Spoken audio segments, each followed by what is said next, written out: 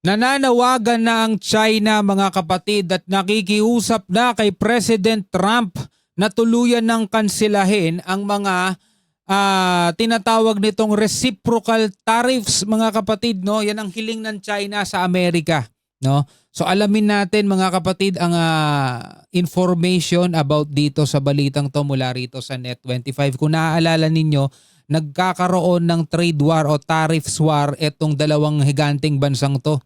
No, nauna na si Donald Trump, pinatawan niya ang China, gumanti ang China, pinatawan ng Amerika ng mga taripa, gumanti ulit ang Amerika, tinaasan na naman ng tariff ng China, ganun din ang China, pagganti. Gantian silang dalawa hanggang sa umabot na ang tariff ng Amerika sa China sa 145%. Ang tariff naman ng China sa Amerika is 125%. Mga tol, no? So dito apektado na daw ang global economy sabi ng mga eksperto mga tol. Pero ito alamin natin tong balitang to mula rito sa Net25.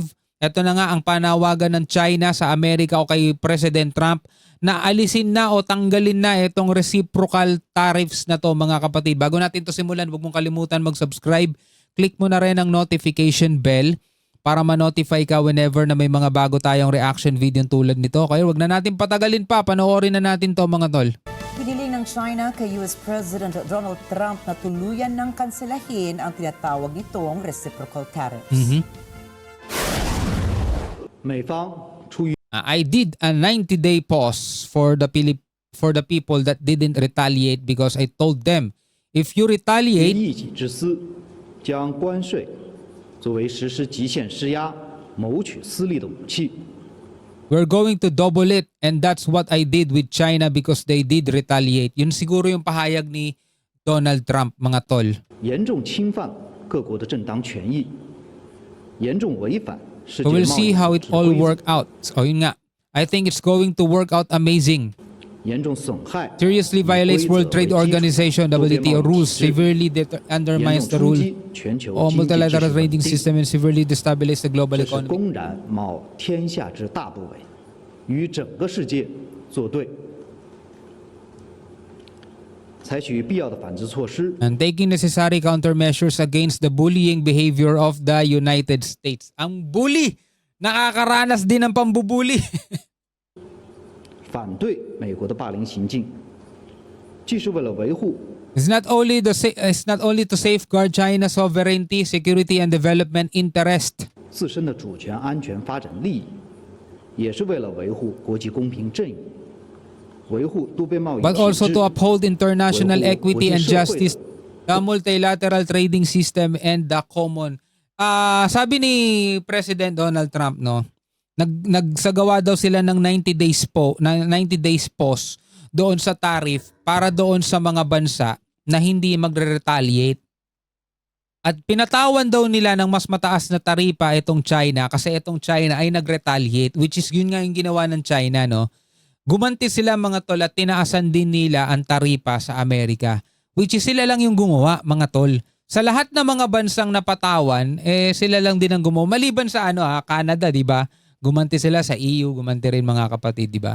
Eto China, gumanti sila at naglaban na nga sila ng tariff war, di ba? Umabot na sa 125% at sa Amerika naman yung tariff nila sa China umabot ng 145%. Ngayon, tila baga suko na ang China mga kapatid at hinihiling na ngayon nila sa US na kay President Donald Trump na kanselahin na etong reciprocal tariffs na to. Ito ba'y nangangahulugan na nanalo si Trump dito sa tariff war na to ng China at ng Amerika? Mga kapatid, no? Comment kayo sa ibaba. Tuloy natin. 共同利益，得到多助，失到寡助。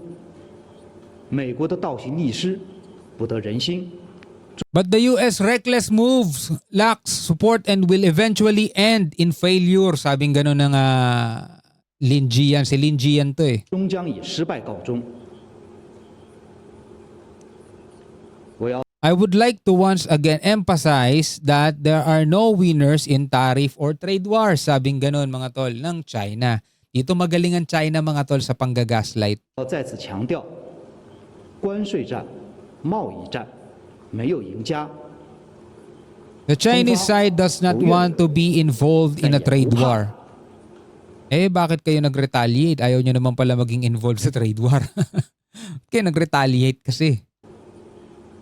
我们绝不会坐视中国人民的 But 正当权 we are 益 not 被 afraid 剥夺，绝不会 interests of the Chinese people deprived or the international economic and trade 坐 rules. 视国际经贸规则和多边贸易体制被破坏。如果美方 As well as the multilateral 执意把 trading system 关税 destroyed 战 if the US 贸易 insists 战 on tariff. 中方必将奉陪到底。 China will fight them to the end. The US is prioritizing its own interest over the interest of the international community, serving its own hegemonic end at the 凌 expense 驾于国际社会公利，以 of the 牺牲 legitimate 全 interests 世 of 界 other 各国的正 countries 当 that 利 will 益， inevitably 服务美 face 国的霸 stronger 权利益， opposition 必 from 然 the 遭到 international 国际社 community. 会更加强烈的反对。 Ayon sa Commerce Ministry ng China, dapat ay itama na ng US ang kanyang kamalian at bumalik na lamang ito sa daan ng mutual respect. Pinag-aaralan Mutual respect. How ironic, galing sa China yung mutual respect na yan. din ng China ang epekto ng hakbang ni Trump na hindi niya isasama na patawan ng taripa ang ilang mga technological products na gawa ng China. Ilan sa mga produktong ito ay ang smartphones, computers, and semiconductors na kapag pinatawan ng mataas na taripa ay inaasahang tataas ang presyo ng mga gadgets. Magugunitang inanunsyo ni Trump ang 90-day Mautak din si Trump no? Negosyante talaga no? Alam na alam niya kung ano yung pinaka ngayon in demand ngayon taas ang presyo ng mga gadgets. Magugunitang inanunsyo ni Trump ang 90-day pause na pagpapatupad ng taripa. Subalit, tinaasan nito ang taripa sa mga Chinese imports at ginawa 145% ang ipinataw na rate para sa bansa. I did a 90-day pause for the people that didn't retaliate because I told them if you retaliate, we're going to double it. Di ba? Yun nga yung sinabi ni Trump.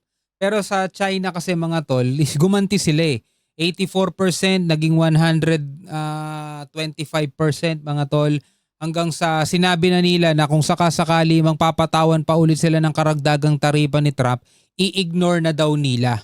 Kasi wala na rin naman daw bibili ng American product pa Actually, kumbaga nonsense na nga daw kung makikipaglaban pa sila ng taripa. Pero ito si Trump, hindi naman lahat ng Chinese product is pinatawan niya ng taripa mga kapatid. Kasi yung mga, alam nyo na, yung mga smartphones. Kasi yung mga bagay na ganyan mga tol talaga makikita mo puro ginagawa talaga sa China. Number 1 ang China dyan mga tol.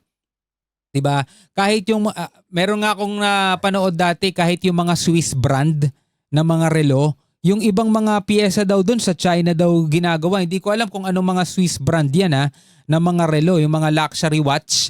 Sa China din ginagawa yung ibang mga mga ibang parts nun. Syempre ganun din mga kapatid, hindi lang sa mga hindi lang sa mga smartphones. Basta technology mga kapatid, laging laging involved dyan ng China o kaya sa mga garments, mga damit. Napakalakas dyan mga tol ang China. So kung papatawan lahat yan, magtataasan talaga mga bilihin. Hindi naman mumurahin ang mga American product, 'di ba? Yun nga ang bentahin ng China Mas mura yung kanila kaysa sa mga American products Pero dahil nga rito sa tariff war nilang ganito, tataas ang presyo ng mga product galing China kasi pinatawan ba naman ng 145%, 'di ba?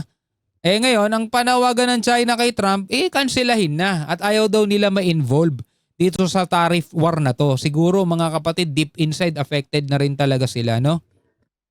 At ang nito mga kapatid, tinatawag nilang bully ang Amerika.